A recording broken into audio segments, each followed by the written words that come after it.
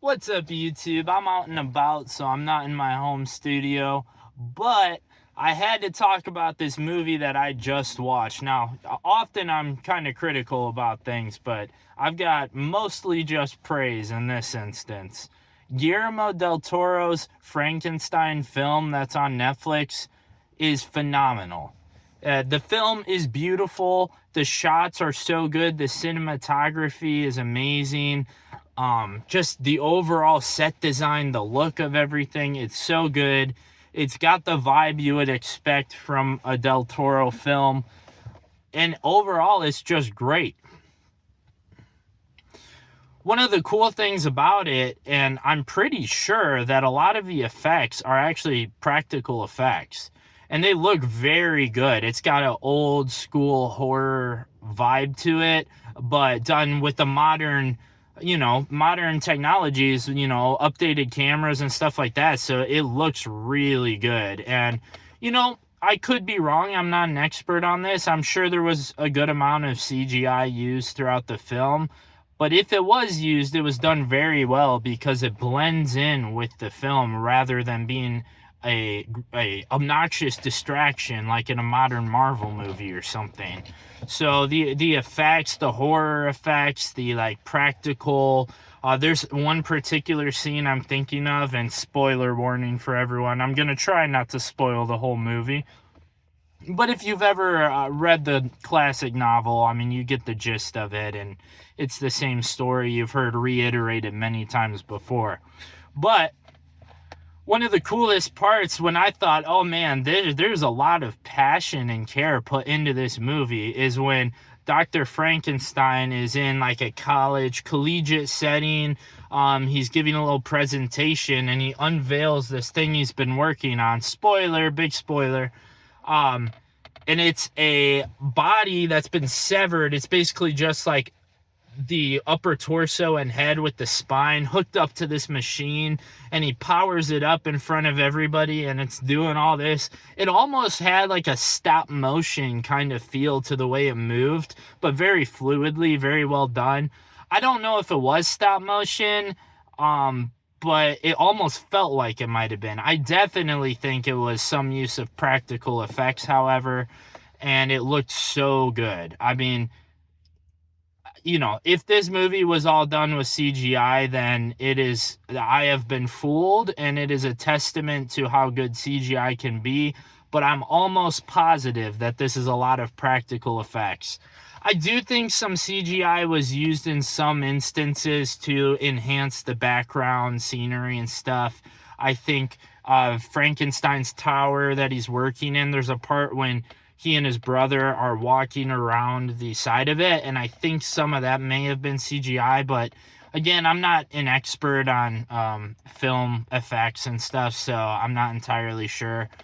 But overall, I mean, it looks so good. When you first turn on the movie, you're hit with this scene in the Arctic with, I think they're Germans that are doing this expedition to Antarctica, or to the North Pole. And of course, I believe Frankenstein and most of the film is France, but I think this initial scene might be Germans and heading up to the North Pole. Someone can correct me in the comments. I have not read the original novel, so I'm not entirely sure. But anyway, it's this scene of this Arctic tundra, and they're on a boat trying to get to the North Pole, going through the ice, which is crazy. But it looks so good. The lighting and the colorization of it all. And there's a part where like the captain of the ship actually inside of his little area where I guess he stays at, the cabin. That set looks so good. This movie was a breath of fresh air, and it is, if I'm not mistaken, a Netflix original, so they must have bought it or licensed it. Which always surprises me when Netflix does something good, which they've been doing more of lately, like Arcane, I think, is one of the best shows I've ever seen, and that is a Netflix original. But Netflix has had tons of awful originals. This was not one of the awful ones. This was phenomenal, and it was a breath of fresh air. It felt like a revitalizing of the film industry, in my opinion. It was like, it's been a long time. In fact, for a while, I had been watching old, like, 80s films because I felt like there was more passion and creativity involved in the making of them than a lot of modern ones. This Frankenstein movie made me feel that. I felt like, wow, like, he really cared about this film and made something really special as a result. Like, the story's good, the acting is good. That's something to talk about. Oscar Isaac playing Frankenstein. I wouldn't be surprised if some people feel a little burned out on Oscar Isaac after Star Wars and then after particularly Moon Knight. I thought he did a relatively good job in the Star Wars sequels, even though I do not like those movies. I thought Oscar Isaac's like performance was good. Probably the writing for him wasn't the best, but I thought he did a good job acting.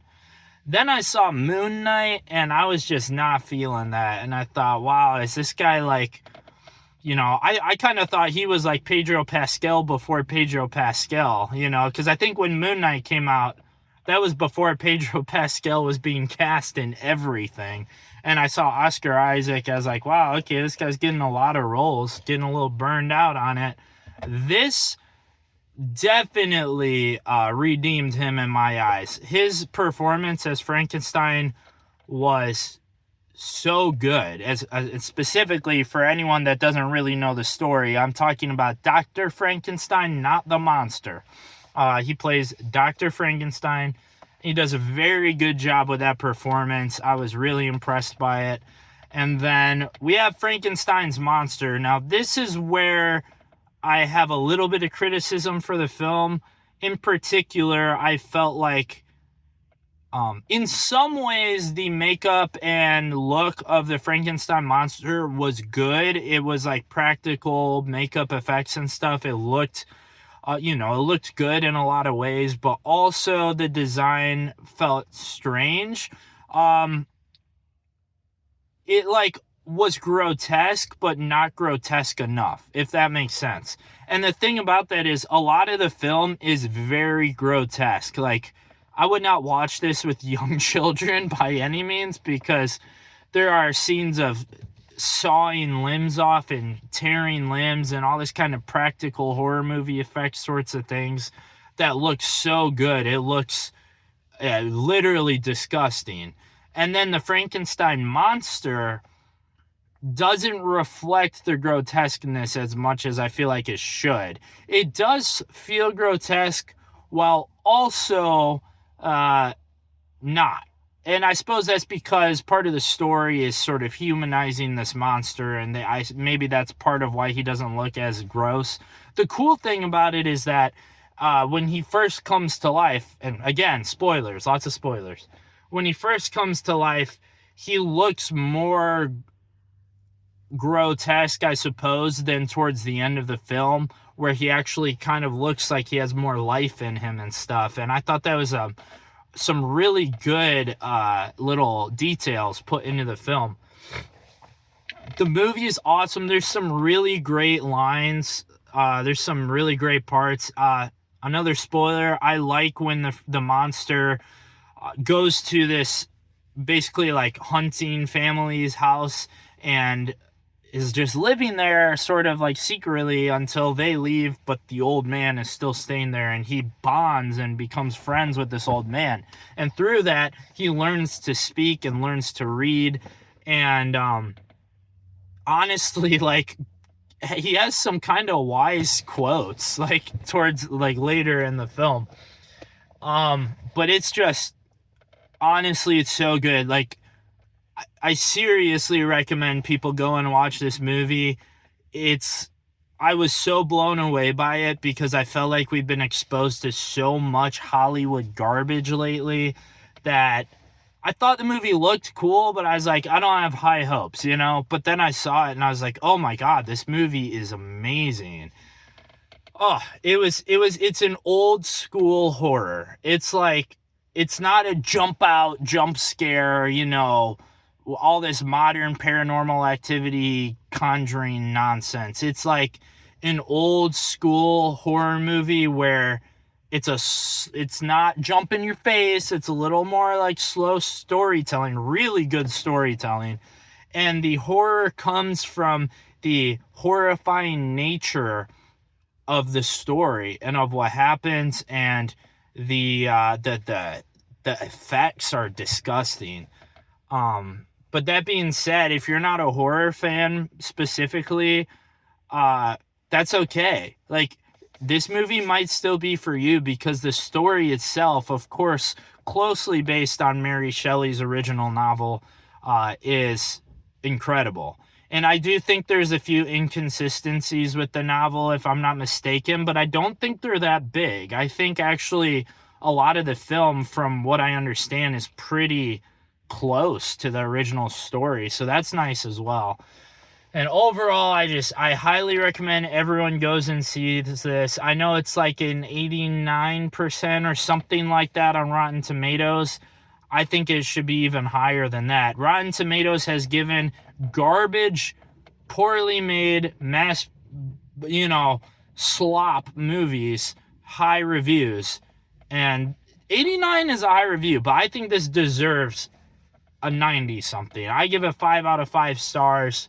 One of the best movies I've seen all year. Definitely go and watch it. And that's what I've got for today, guys. Go ahead and subscribe to my Patreon down below if you're interested in reading my comic.